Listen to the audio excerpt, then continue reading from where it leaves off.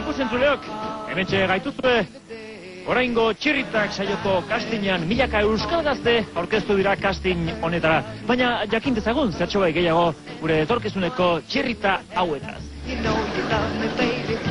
Bai, txikitatik egiten ditut bertsoak, papilla, karretilla.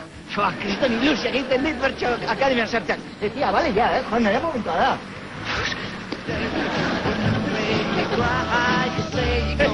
Entzun! Loriak udanintza bezala, maite dedan agazte bat. Hau balizazo!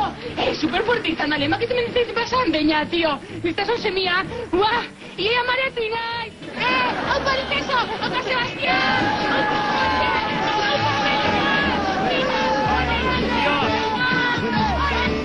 Egundoko jendetza batu da bertsolari izateko ametsarekin, baina gutxi batzuek lortuko dute beraien ametsa egia bihurtzea. Ikus dezagun ze gertatu den castingan.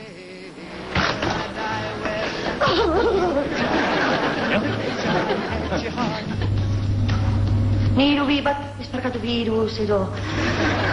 Miren jozun, nau alamo xokue, eta oso nerviosa nau, Bueno, a ver.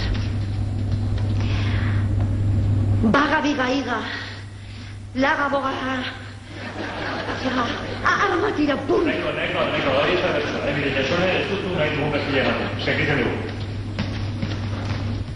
Adenda hori amabia, non zara eta ze kantatuko diguzu. Aitor, andoaingoa.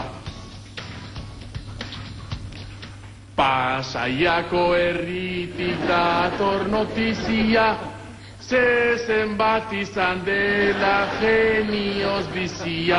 Bale, nahiko da. Aitor, sentitzen dut, baina... Gurekin egongo zara urreko hiru hilabetetan! Bai! Ama! Hartu nautela, ama!